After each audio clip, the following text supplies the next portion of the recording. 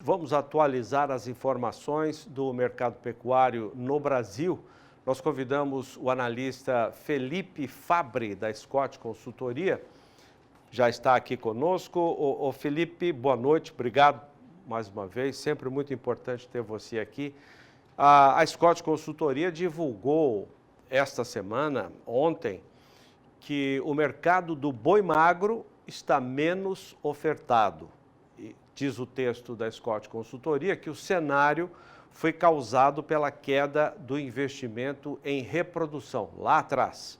A consequência, diz o estudo, foi a redução da oferta de animais para engorda. O Felipe Fabbri, o que você pode acrescentar dessa informação? Olá, Zaidamo, boa noite a todos que estão nos acompanhando, obrigado pelo convite para estar aqui representando o nosso time. E é isso aí, a gente viu um mercado de reposição que tem trabalhado com preços firmes e, na nossa percepção, deve continuar assim, tá? A gente deve seguir com um mercado com preços firmes ao longo de 2025, pensando no mercado do boi magro, que o estudo acaba destacando. Quando a gente para analisar, estamos às vésperas, né, da entrada do primeiro giro de confinamento, então é um momento onde a oferta ela vem menor, a demanda ela deve aumentar a partir de abril, principalmente pelas categorias mais zeradas, e isso, na nossa visão, deve sustentar os preços do gado magro Brasil afora. Isso tudo é reflexo do descarte de fêmeas que nós tivemos nos 2 últimos anos. Está chegando hoje a mercado, pensando em bovinos de reposição, é um resultado da estação de monta de 2023. Estação essa que foi o primeiro ano com maior participação de fêmeas sendo abatidas no Brasil. Então, na nossa percepção, é sim um mercado que vai vir menos ofertado ao longo da temporada e para os próximos meses deve ganhar um adicional de firmeza aí com uma demanda mais aquecida, principalmente para as categorias mais zeradas. Agora, Felipe, vocês também fazem o seguinte alerta: a quantidade de fêmeas abatidas poderá afetar a safra futura de reposição. Ontem até o IBGE divulgou a pesquisa trimestral da pecuária que mostra que houve um volume muito grande de fêmeas abatidas em 2024, acho que 15%, 17%, nós vamos ver já já, a mais em relação aos abates de fêmeas de 2023. Aí vocês fazem esse alerta: a quantidade de fêmeas abatidas poderá afetar a safra futura de reposição, que será marcada por produção menor de bezerros.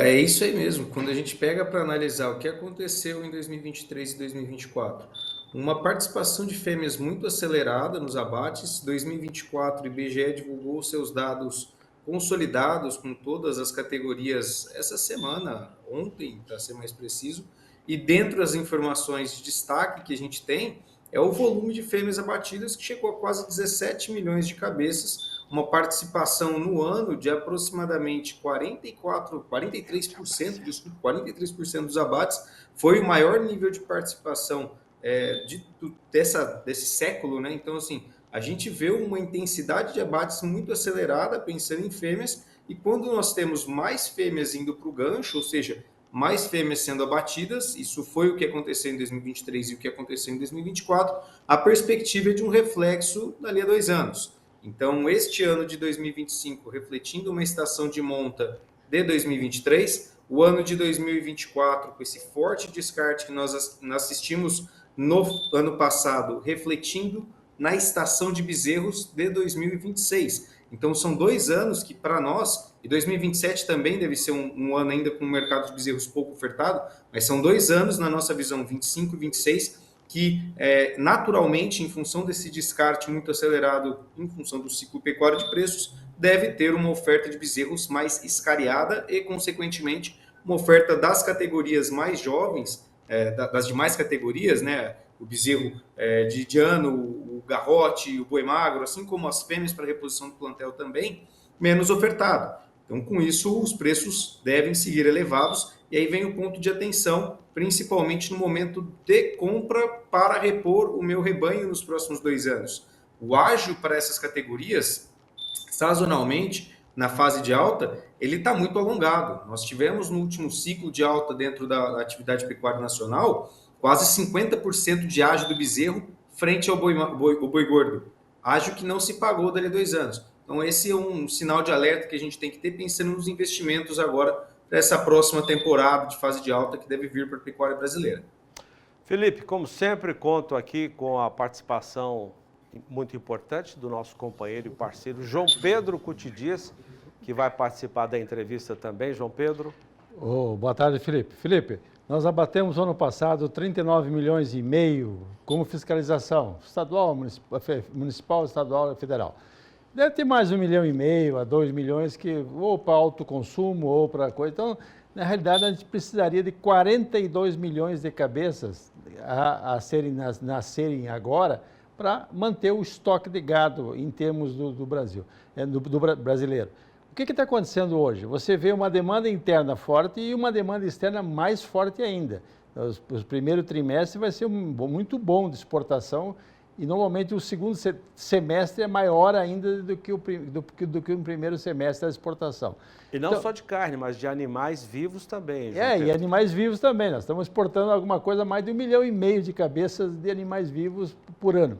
Então, essa situação, quando você olha isso, a cria no Brasil, ela fica um pouco mais, regra geral, ela não está nas melhores pastagens. Ela fica meio marginalizada. Ninguém engorda boi em pasto rapado, mas mantém gado de cria em pasto rapado. Esse ano, as chuvas atrasaram muito no Centro-Oeste. Então, esse gado chegou, no fim da gestação deles, num estado muito ruim, o score corporal. Então, o número a oferta de bezerro que vai ser desmamada agora, a partir do mês que vem, é uma incógnita. Porque quanto nós teremos de bezerro? Eu acho que esse volume de animais a serem desmamados agora vai refletir muito no preço nos próximos anos. Concorda com isso ou não? João, eu concordo e eu vou fazer um adendo aqui à sua fala, a questão do clima no ano passado, tá? Nós estamos assistindo um primeiro trimestre com participação de fêmeas alta ainda nos abates. Segundo os dados sobre inspeção federal, os dados de abate que o mapa divulga, nós tivemos aí de janeiro a março aproximadamente 40%, entre 40% e 43% de participação de fêmeas nos abates. Isso, na nossa visão, não é mais reflexo de um desestímulo à cria, mas sim do desafio zootécnico que essas fêmeas passaram na estação de monta do ano passado. E aí, pensando nos bezerros que vão ser desmamados agora, esses bezerros também sofreram com essa questão do aspecto zootécnico. Houve uma diminuição do vigor de pastagem, ou uma demora para o vigor de pastagens voltar à sua plenitude. Quando a gente pega ali o período de entre-safra, o período de queimadas e secas extremas, então num ponto onde a gente poderia ter um desenvolvimento corporal dentro do já fora do adequado, pensando para o período do ano, ele foi ainda mais comprometido. E quando a gente vai para o terço final do ano, que seria o período de melhor condição de pastagem e de um ganho corporal talvez mais acentuado, nós tivemos atraso e isso também impactou o desenvolvimento desses bezerros. Então, para nós, essa oferta ela deve chegar a um menor, isso é um fato, reflexo de 2023, porque a gente tem que considerar que são os bezerros daquela estação de monta que estão entrando no mercado agora. E 2, muito provavelmente serão bovinos com uma qualidade ou um desempenho zootécnico, um peso talvez dentro do seu ano menor do que o mercado hoje tem recebido. Tá? Reflexo de desestímulo lá atrás, em 2023, quando a gente pega os dados da Asbia com relação à inseminação artificial, houve uma redução naquele ano do uso dessa técnica. 2, do aspecto climático impactando o ganho de peso desses bovinos e o seu potencial genético e também dos custos elevados, né? Você pode entrar com uma suplementação, pode entrar com alguma prática nutricional que melhore um pouco isso, mas no aspecto custo de produção não estava compensando, tá? Frente ao preço que a gente viu nos últimos 2 anos. Então, nesse sentido, sim, deve ser uma oferta de bezerros menor e com uma qualidade, muito provavelmente, isso pegando, claro, a grosso modo, não estamos falando aqui de aspectos de genética, estamos só levando em consideração aquele bovino que vai para o mercado, ele deve ter uma qualidade relativamente inferior, talvez bezerros mais leves chegando, e aí uma levada ao longo da temporada para a engorda desse animal mais demorada nos próximos ciclos aí de 2025 e 2026.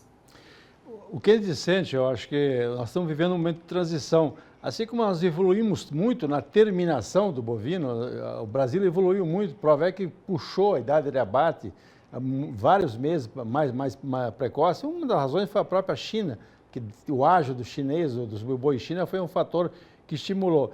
Agora, na cria, eu acho que está faltando na cria um pouco mais de tecnologia na cria, na regra geral. Porque o criador, muitas vezes, ele não faz adubação de pastagem, ele não tem uma reserva para a época da seca.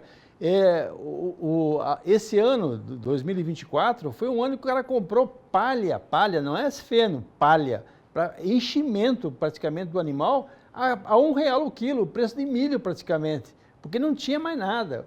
E outra coisa, eu nunca vi um ano, no Mato Grosso do Sul, e não sei se no resto do Brasil está acontecendo a mesma coisa, de tanta invasora em pastagem como esse ano.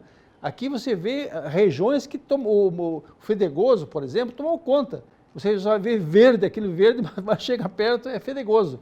Ele abafou o capim embaixo. Então, a cria no Brasil hoje está num dilema. Eu acho que o criador vai ter que partir para uma tecnologia para voltar a usar adubação na pastagem, vai ter que controlar melhor as invasoras, vai ter que ter cuidado, além da questão que sempre fez, de genética, mineralização, etc., mas colocar coisas novas. Essa figura do feno, por exemplo, que nos países do hemisfério norte é padrão, aqui no Brasil não era padrão. Talvez daqui para frente comece a ser padrão o cara fazer feno, ou ter empresas que prestem serviço para ter uma reserva para a época da seca.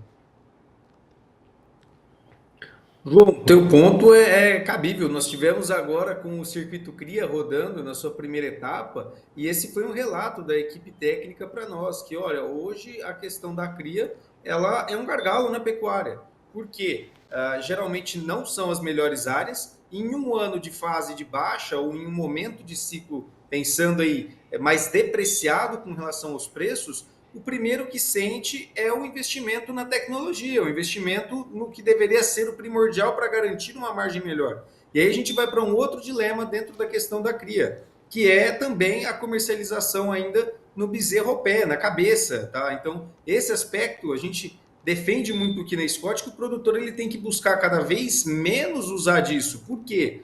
Aquele produtor que ele realiza toda uma prática de manejo dentro da sua propriedade para obter um bezerro de melhor peso corporal a desmama ou ao ano, uma questão de qualidade genética superior que ele consegue entregar, na fase de baixa, se ele comercializa esse bezerro dentro do peso vivo, mesmo com uma tendência de maior oferta e pressão na cotação, ele consegue trazer um resultado um pouco superior a ele frente à média do mercado. Por quê? Porque o bezerro dele ele vai estar sendo desmamado, ele vai ter um peso no ano mais interessante, maior do que a média do mercado, e isso ele vai estar promovendo para si uma margem um pouco maior, às vezes até num ano de baixa, numa fase de baixa, pode ser o diferencial para ele. E aí na fase de alta, o oposto, na fase de alta tentar estar com a fazenda lotada para poder trabalhar com uma questão de fazer um preço médio maior dentro do próprio ciclo, sem tanto a necessidade da tecnologia, mas com a tecnologia ainda estando ali. Tá?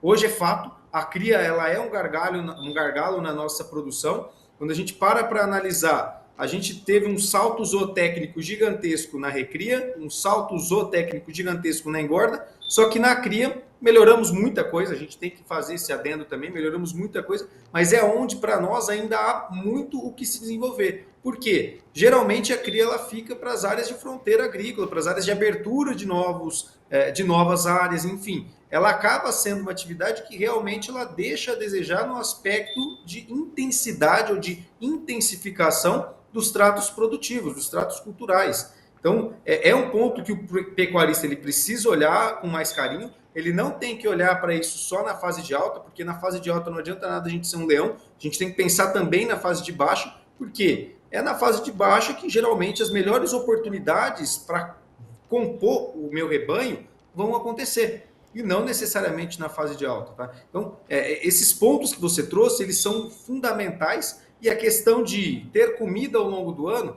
é outro ponto que também se discute muito.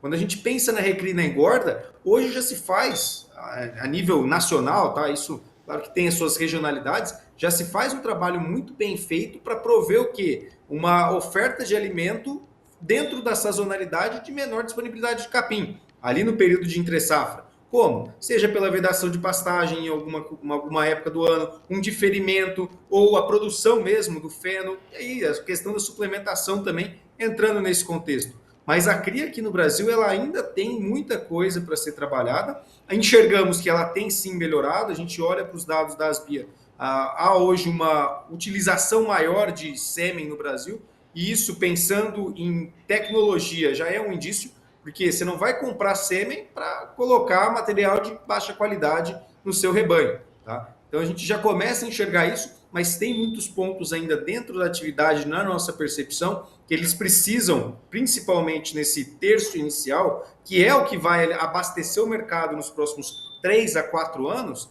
chegar e ter um avanço ainda zootécnico e também de gestão, na nossa opinião.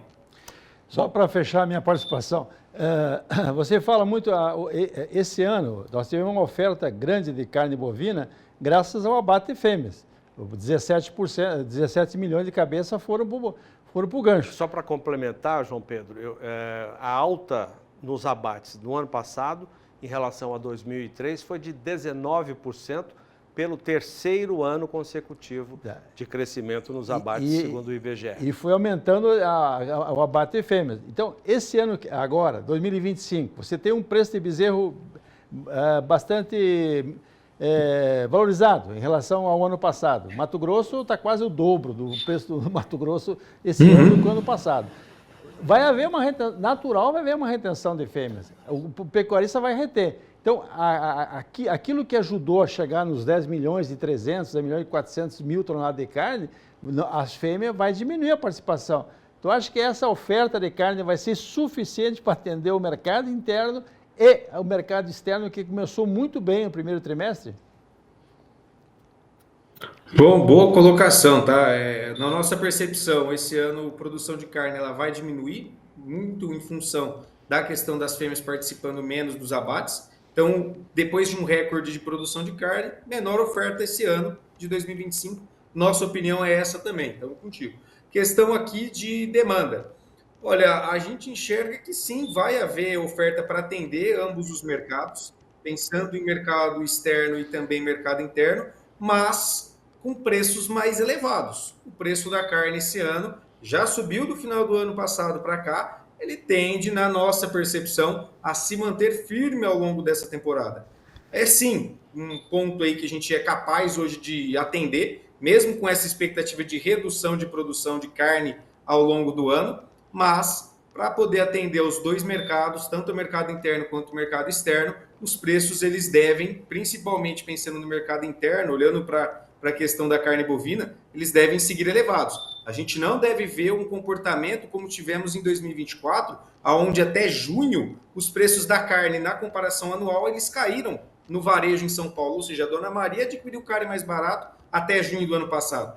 Na nossa visão, esse ano vai ser um ano onde a carne ela vai continuar pesando na questão da inflação aqui no Brasil, e se algumas medidas que o governo está buscando adotar nesse momento, por exemplo, a questão de zerar a alíquota do imposto de renda para quem recebe até R$5.000, isso vai gerar um desconto em folha ou um alívio na folha do trabalhador relativamente elevado e pode estimular o consumo de carne bovina mesmo com um preço maior, tá? Num ano de produção menor. Oferta a gente tem, é capaz de atender tanto o mercado interno quanto o mercado externo. O mercado externo representa de 30% a 35% do que nós produzimos de carne, mas o consumidor tem que estar preparado, na nossa visão, e também olhando para a questão do governo, preparado para um ano de preços da carne bovina mais elevados. Essa é a nossa visão para 2025. Ô Felipe, hoje a Scott Consultoria trouxe a informação de que o boi gordo subiu nas praças de São Paulo. O que você tem para acrescentar, Felipe? A gente está encontrando, na nossa visão aqui, um ponto de equilíbrio. Já tem quase uma semana que o boi em São Paulo parou de cair, trabalhando ali entre 310 e 315. Agora, está começando a haver uma menor oferta de fêmeas em algumas regiões. Então, a gente já está sentindo aí uma menor disponibilidade dessas fêmeas que vinham até o momento pressionando as cotações em outras regiões. E isso está fazendo com que os compradores, com uma maior dificuldade de adquirir tanto fêmea quanto os machos, que já vinham com uma participação um pouco menor na comparação anual, tivessem que abrir aí a mão do bolso, pagar um pouquinho mais pela arroba do boi gordo. A gente não espera que essa arroba do boi gordo no curto prazo dispare, tá? Ela deve trabalhar numa banda aí de 310 a 320, pelo menos para curto prazo, sem descartar a possibilidade de quedas, principalmente ali para meados de maio, em função do final da safra de capim, tá? Mas para o segundo semestre, essa arroba do boi gordo dando uma atuada de firmeza maior. Os contratos para outubro, nessa semana, já chegaram a beirar ali os R$340 por arroba na B3. Então, um mercado que deve, no segundo semestre, ganhar maior força. E nesse primeiro semestre, na nossa visão, aparentemente encontrou o seu piso de suporte, o piso inferior aí para a praça balizadora, para a Praça de São Paulo, nos R$310.